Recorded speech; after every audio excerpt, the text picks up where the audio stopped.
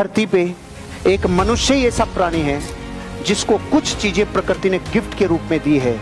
याददाश्त गिफ्ट में दी है, बुद्धि गिफ्ट में दी है और अनुभव गिफ्ट में दिया है। ये तीन महान चीजें प्रकृति ने, अनमोल चीजें इस इंसान को दी है। और जितना तीन की वजह से खुद को लहूलुहान इस इंसान ने किया, दुनिया में दूसरे ने नहीं किया। क्या बोल गया? याददाश्त को दिया है प्रकृति ने गिफ्ट हमें, तो हमने याददाश्त काम में ली। क्या क्या बुरा हो गया था, क्या क्या लूटा हुआ था, जिंदगी खराब, इस काम में लिया है तूने। तुझे महान आशीर्वाद दिया था प्रकृति ने याददाश्त रखने का, उन यादों को तू इस काम में ले रहा है। महान आशीर्वाद दिया था अनुभव का। याददाश्त मतलब है भूतकाल जो गुजर गया, अनुभव मतलब वो जो वर्तमान चल रहा है। इतनी गहरी बात बता दी। प्रकृति ने महान तीन आशीर्वाद दिए मनुष्य को, और जितना नुकसान मनुष्य ने इन तीन को किया है, इन तीन की वजह से, उतना किसी और ने नहीं किया। आप देख लो, जानवरों ने कभी सुसाइड किया? धरती पे एक भी जानवर ने कभी सुसाइड नहीं किया रे। और हर रोज हजारों इंसान सुसाइड कर रहे हैं। क्यों? उस बुद्धि, उस अनुभव और उस याददाश्त से ही अपने आप को खंजर घोंप रहे हैं। क्यों? ये तो महान बनने के रास्ते में बहुत बड़े साधन थे। आईना खुद एक चमत्कार है।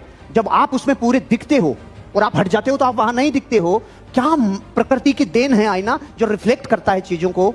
आपको अपनी जिंदगी की कुछ चीजें रिफ्लेक्ट करवानी होगी जो आपको रोज करनी है। आपकी गोल्स, आपके ड्रीम्स, आपका पर्पज जो जिंदगी से चाहिए, वो मुख्य बातें जिनके लिए आप जवाबदेह हो। मैंने संकल्प लिया था जब मैं सर्दी गर्मी बारिश में भीगता था, बारिशों में, उस वक्त मैंने संकल्प लिया था मेरे बच्चे नहीं भीगेंगे, मेरे बच्चे नहीं भीगेंगे। क्यों? मैं मेहनत करूंगा, मैं और लोगों से मिलूंगा, मैं और लोगों से मिलूंगा, और लोगों से मिलूंगा। अगर आप भी अपनी जिंदगी की अकाउंटेबिलिटी में अपने बच्चों के ड्रीम्स रखते हो, उठाओ अपनी चिट और उस आईने के ऊपर चिपकाओ। ऐसे पूरा आईना आपके साथ एग्रीमेंट करेगा और वो चिटें यूं लहराती हुई रोज दिखेगी। अलग अलग रंग की चिटें जो रोज अकाउंटेबिलिटी में आपको याद दिलाने वाली है, मेरी जिंदगी में मुझे अब ये करना है। Set up your accountability mirror. अगर उम्र बढ़ती जा रही है तो बढ़ती उम्र को चैलेंज करना चालू करो। क्योंकि अगर 30 से 40 के बीच में हो तो जंक्शन पॉइंट है, बुढ़ापे और जवानी के बीच की आखिरी कहानी है। इस जंक्शन पॉइंट में जीवन में गलतियां मत करना, नहीं तो 60 भी नहीं निकालेगा, कार्यक्रम समाप्त हो जाएगा। क्योंकि इस गन्ने में जितना जूस बचा नहीं है जितना सोच रखा है। 30 से 40 के बीच में गलतियां नहीं चाहिए, वर्जिश चाहिए, अपने ऊपर इंप्रूवमेंट चाहिए अपनी लाइफ में। क्योंकि जंक्शन पॉइंट है, 40 के बाद फिर कार्यक्रम ढलान पे है। गन्ना देखा है आपने? पहली बार गन्ना जब मशीन में जाता है तो छींटे दूर तक फेंकता है। ओ तेरे, तो ऐसे नया नया आदमी होता तो छींटे दूर तक जाते हैं। ओ फिर दोबारा डालो गन्ने को तो तीसरी बार में तो, और चौथी बार में गन्ने में से रस नहीं निकलता है, वो जो नींबू की कली डलती है ना, उसमें से निकलता है। कार्यक्रम समाप्त है। 30 और 40 में गलतियां मत करना। क्यों? क्योंकि जिंदगी में अपनी उम्र को हरा देना, अपनी ताकत से ऊपर हमेशा अपने आप को रखना और अपनी प्रतिभा का विकास करना, जिसका भोजन ही ये होगा, कहां से बूढ़ा पाएगा। आपको आपकी जिंदगी की कमान अपने हाथ में लेनी होगी। भारत के 1000 वर्षों के इतिहास को उठाकर अगर देखें तो इतिहास ये कहता है कि जब तक यहाँ पर किसी के माँ बाप जीवित हैं, तब तक तो बिजली का बल्ब भी खुद बंद नहीं करता। जिंदगी के छोटे से छोटे काम भी जब माँ बाप करने के लिए हैं, तो वो अपने पाँव पे खड़ा नहीं होता। ये भारत के कल्चर में आ गया 1000 वर्षों से। बड़े हैं ना, वो कर देंगे ना। हमारी जिंदगी की कई ऐसी चीजें जो एडवांटेज थी वो डिसएडवांटेज हो गई। हमारा संयुक्त परिवार इस देश की एक जबरदस्त रीढ़ की हड्डी था, एडवांटेज था। लोगों ने डिसएडवांटेज बना लिया। अपने जीवन का चार्ज खुद ने नहीं लिया। आप जिस दिन अपनी जिंदगी का चार्ज अपने हाथ में लेते हो, उस दिन शारीरिक, मानसिक, सामाजिक, आर्थिक, आध्यात्मिक, ये पांचों क्रांति आपके जीवन में उन्नति की तरफ उठना चालू हो जाती है। लेकिन लेना होगा आपकी लाइफ का चार्ज हाथ में। हमें अगर दौलत चाहिए, अगर हमें दौलत का चुंबक बनना है, हमें इस सोर्स को थोड़ा सीखना होगा। ये काम कैसे करता है, इसकी वाइब्रेशन क्या रियल में इफेक्ट करती है क्या। मैंने आपको 2-3 एग्जाम्पल दिए। -40 डिग्री में बॉडी पसीना फेंक सकती है क्या? बिना मेहनत करे बात कर रहा हूँ, सिर्फ बैठ कर साधना में अगर -40 डिग्री में ये शरीर पसीना फेंक रहा है, इन कानों के बीच में कोई महान यंत्र ऐसा है जो ऊर्जा का बहुत बड़ा पिंड है। ये हिला सकता है दुनिया को। ये हिला सकता है दौलत को, लेकिन ये लोगों की बुराइयां करने में लगा हुआ है।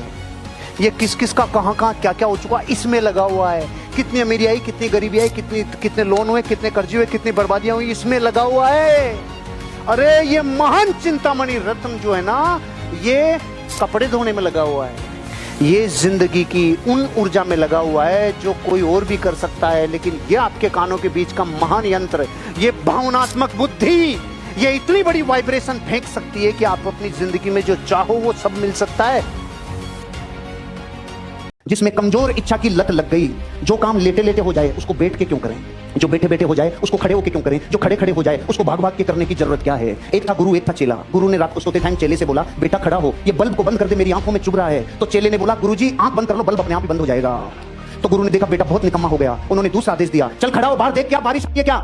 तो चेले ने बोला, गुरुजी बाहर से बिल्ली आई है, हाथ फेर के देख लो, गीली है तो बारिश, सूखी है तो बारिश नहीं है। गुरुजी का दिमाग खराब हो गया, कितना निकम्मापना इसमें आ गया, कितनी अक्रेशिया इसमें आ गई। लास्ट में गुरुजी ने बोला, चल खड़ा हो, दरवाजा बंद कर, हवा आ रही है। तो चेले ने बोला, गुरुजी 2 काम मैंने कर दिए, एक आप भी कर दो। और आप ये सोच के खुश हो रहे हो कि ये स्टोरी उस चेले की है। 90 करोड़ लोग ऐसे उठ के पानी भी तब पीते हैं जब प्यास की पराकाष्ठा हो जाए, रोटी भी तब खाते हैं जब भूख की पराकाष्ठा हो जाए। कोई भी काम अपनी जिंदगी में, बिजली का बिल भी तब जमा कराते हैं कि भाई आज तो आखिरी डेट है, मर गए रे। मोबाइल का बिल भी लास्ट तारीख को जमा कराएंगे कि भाई अब तो होना ही पड़ेगा रे। जीवन में कोई से काम हो आखिरी टाइम पे करेगा, आखिरी टाइम पे करेगा, क्योंकि एक बीमारी ने रगों तक जगह बना ली, उसका नाम है।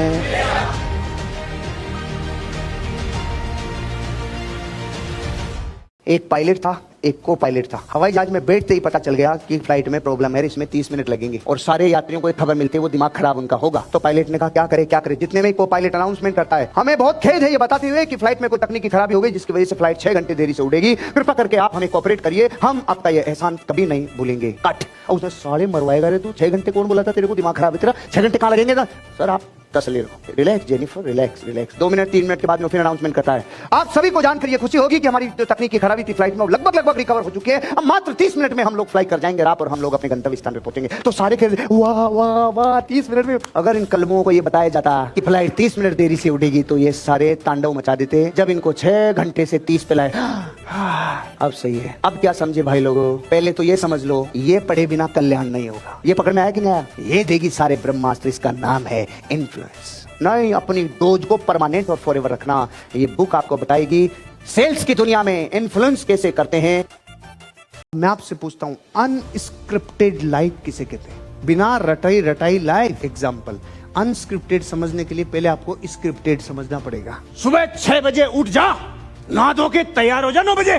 10 बजे ऑफिस नहीं दिखा, चड्डी में बम लगा दूंगा तेरे। तू 10 बजे से 1 मिनट ऊपर आ गया ना, तू तेरी जिंदगी तबाह कर दूंगा। ये कौन सी लाइफ है, जब आपकी जिंदगी कोई और डिसाइड करने लगता है, अरे रे। और जब आप सुबह 9:30 बजे रजाई में से अंगूठा बाहर निकालें, ठंड ज्यादा अंदर डाल ले बस। अनस्क्रिप्टेड लाइफ जीना चाहते हो, अनस्क्रिप्टेड लाइफ जीना चाहते हो, तो अनस्क्रिप्टेड लाइफ जीने के लिए अपने आप को पहले इस आहुति में कूदाना होगा भैया। दुनिया के जितने लोगों ने अनस्क्रिप्टेड लाइफ जिए ना, पहले जिंदगी को खपाया है, बीज ने अपने आप को विध्वंस से गुजारा है, तब वृक्ष निकल के आता है, तब जाके कोई कयामत ढाता है भैया।